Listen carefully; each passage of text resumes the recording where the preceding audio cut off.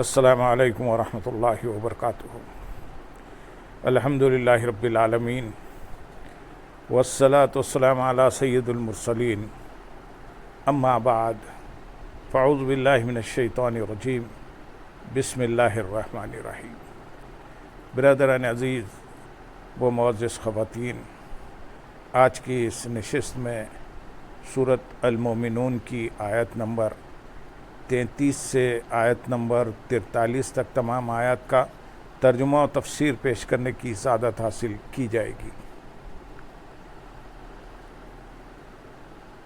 وقال الملأ من قومه الذين كفروا وكذبوا بلقاء الآخرة وأترفناهم في الحياة الدنيا ما هذا إلا بشر مثلكم يأكل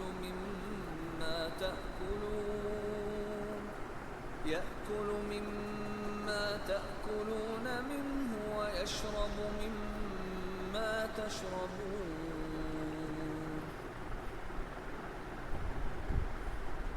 وَلَئِنْ أَطَعْتُمْ بَشَرًا مِثْلَكُمْ إِنَّكُمْ إِذًا لَخَاسِرُونَ أَيَعِدُكُمْ أَنَّكُمْ إِذَا مِتُّمْ وَكُنْتُمْ تُرَابًا وَعِظَامًا أَنَّكُمْ مُخْرَجُونَ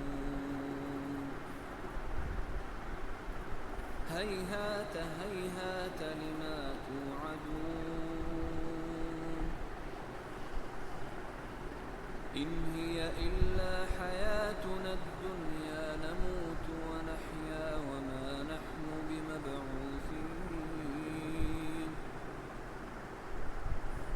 إن هو إلا رجل افترى على الله كذبا وما نحن له بمؤمنين قال رب انصرني بما كذبون قال عما قليل ليصبحن نادمين فأخذتهم الصيحة بالحق فجعلناهم غثاء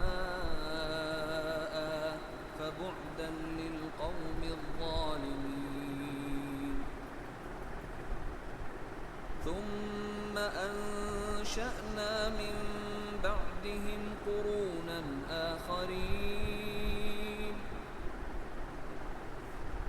ما تسبق من أمة أجلها وما يستأخرون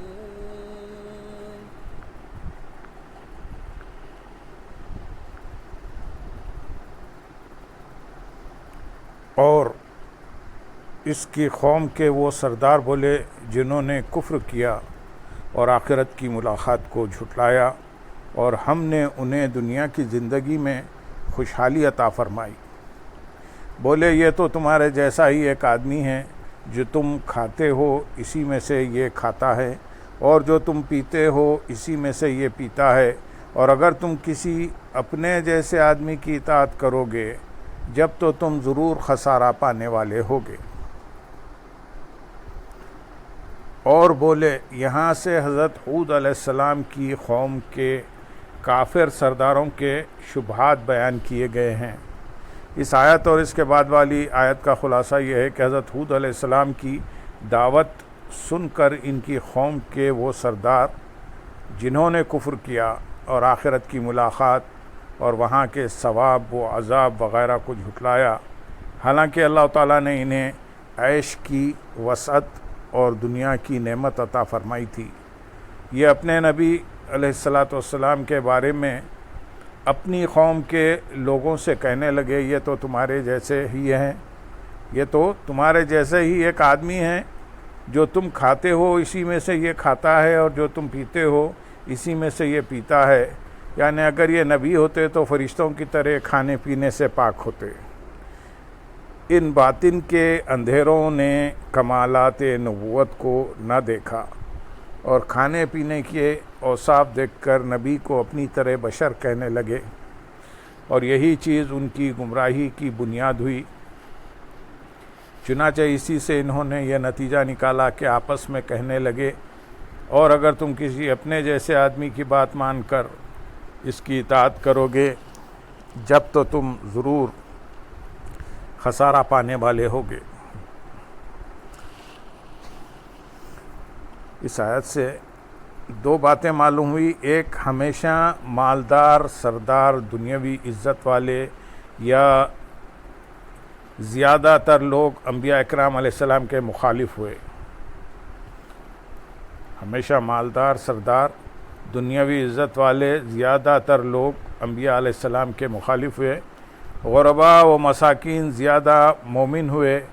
اب بھی یہی دیکھا جا رہا ہے کہ عموماً غریب لوگ ہی دینی کام زیادہ کرتے ہیں۔ نمبر 2، نبی کو اپنے جیسا بشر کہنا اور ان کے ظاہری کھانے پینے کو دیکھنا، باطنی اسرار کو نہ دیکھنا ہمیشہ سے کفار کا کام رہا ہے۔ پہلی بار شیطان نے نبی کو بشر کہا، پھر ہمیشہ کفار نے ایسا ہی کہا۔ جب تم ضرور خسارہ پانے والے ہوگے، یعنی اللہ کی قسم اگر تم نے اس کی احکامات کی پیروی کی تو اس صورت میں اپنے آپ کو ذلت میں ڈال کر تم ضرور خسارہ پانے والے ہوگے۔ اللہ تعالیٰ کے نبی علیہ السلام کی پیروی سے دونوں جہاں میں سعادتیں نصیب ہوتی ہیں، لیکن ان بیوقوفوں نے نبی علیہ السلام کی اطاعت میں اپنی ناکامی جبکہ پتھروں کی عبادت میں کامیابی سمجھی۔ اس سے معلوم ہوا کہ کافر بہت بڑا بے عقل ہوتا ہے۔ آیت نمبر 35 اور 36 میں ارشاد ہے، کیا تمہیں یہ وعدہ دیتا ہے کہ تم جب مر جاؤ گے اور مٹی اور ہڈیاں ہو جاؤ گے، اس کے بعد پھر تم نکالے جاؤ گے؟ جو وعدہ تم سے کیا جا رہا ہے وہ بہت دور ہے، وہ بہت دور ہے۔ اس آیت اور اس کے بعد والی آیت کا خلاصہ یہ ہے کہ حضرت ہود علیہ السلام کی قوم کے کافر سرداروں نے حشر کے صحیح ہونے پر اعتراض کرتے ہوئے کہا، کیا تمہیں یہ کہا جاتا ہے کہ جب تم مر جاؤ گے اور تمہارا گوشت، پوست سب مٹی ہو جائے گا اور ہڈیاں باقی رہ جائیں گی، اس کے بعد پھر تم قبروں سے زندہ نکالے جاؤ گے؟ انہوں نے صرف اتنی بات کہنے کو کافی نہ سمجھا، بلکہ مرنے کے بعد زندہ کیے جانے کو بہت بعید جانا اور کہا، قبروں سے نکالے جانے کا جو وعدہ تم سے کیا جا رہا ہے وہ بہت دور ہے، وہ بہت دور ہے۔ آیت نمبر 37 اور 38 میں ارشاد ہے، زندگی تو صرف ہماری دنیا کی زندگی ہے، ہم مرتے ہیں اور جیتے ہیں اور ہم اٹھائے جانے والے نہیں ہیں۔ یہ تو صرف ایک ایسا مرد ہے جس نے اللہ پر جھوٹ باندھا ہے اور ہم اس کا یقین کرنے والے نہیں ہیں۔ زندگی تو صرف ہماری دنیا کی زندگی ہے۔ ان سرداروں نے مرنے کے بعد زندہ ہونے کو بہت بعید جانا اور سمجھا کہ ایسا کبھی ہونے والا ہی نہیں، اور اسی باطل خیال کی بنا پر کہنے لگے کہ زندگی تو صرف ہماری دنیا کی زندگی ہے۔ اس سے ان کا مطلب یہ تھا کہ اس دنیاوی زندگی کے سوا اور کوئی زندگی نہیں، صرف اتنا ہی ہے، ہم مرتے جیتے ہیں کہ ہم میں کوئی مرتا ہے، کوئی پیدا ہوتا ہے اور ہم مرنے کے بعد اٹھائے جانے والے نہیں ہیں۔ یہ تو صرف ایک مرد ہے۔ کافر سرداروں نے اپنے رسول حضرت ہود علیہ السلام کے بارے میں یہ کہا کہ وہ تو صرف ایک ایسا مرد ہے جس نے اللہ تعالیٰ پر جھوٹ باندھا ہے کہ اپنے آپ کو اس کا نبی بتایا اور مرنے کے بعد زندہ کیے جانے کی خبر دی، اور ہم اس کی بات کا یقین کرنے والے نہیں ہیں۔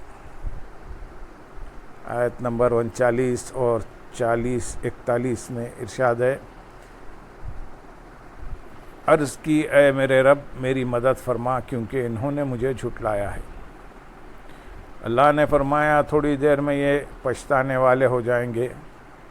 تو سچی چنگاڑ نے انہیں پکڑ لیا تو ہم نے انہیں سوکھی گھاس کوڑا بنا دیا، تو ظالم لوگوں کے لیے دوری ہو۔ جب حضرت ہود علیہ السلام کو ان کے ایمان لانے کی امید نہ رہی اور انہوں نے دیکھا کہ قوم انتہائی سرکشی پر ہے تو ان کے خلاف دعا کی اور بارگاہ الہی میں عرض کیا، اے میرے رب عز و جل میری مدد فرما اور انہیں ہلاک کر دے، کیونکہ انہوں نے مجھے جھٹلایا ہے اور وہ اسی پر قائم ہیں۔ اللہ تعالیٰ نے فرمایا، اللہ تعالیٰ نے حضرت ہود علیہ السلام کی دعا قبول فرمائی اور ان سے ارشاد فرمایا کہ یہ لوگ تھوڑی دیر میں جب اللہ تعالیٰ کا عذاب دیکھیں گے تو یہ اپنے کفر اور تکذیب پر پچھتانے والے ہو جائیں گے۔ تو سچی چیخ نے انہیں پکڑ لیا۔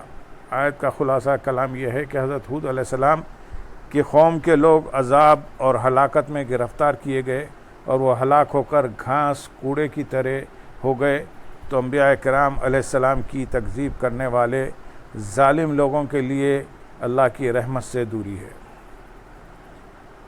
آیت نمبر 42 اور 43 میں ارشاد ہے، پھر ان کے بعد ہم نے دوسری بہت سی قومیں پیدا کی، کوئی امت اپنی مدت سے نہ پہلے جاتی ہے اور نہ وہ پیچھے رہتے ہیں۔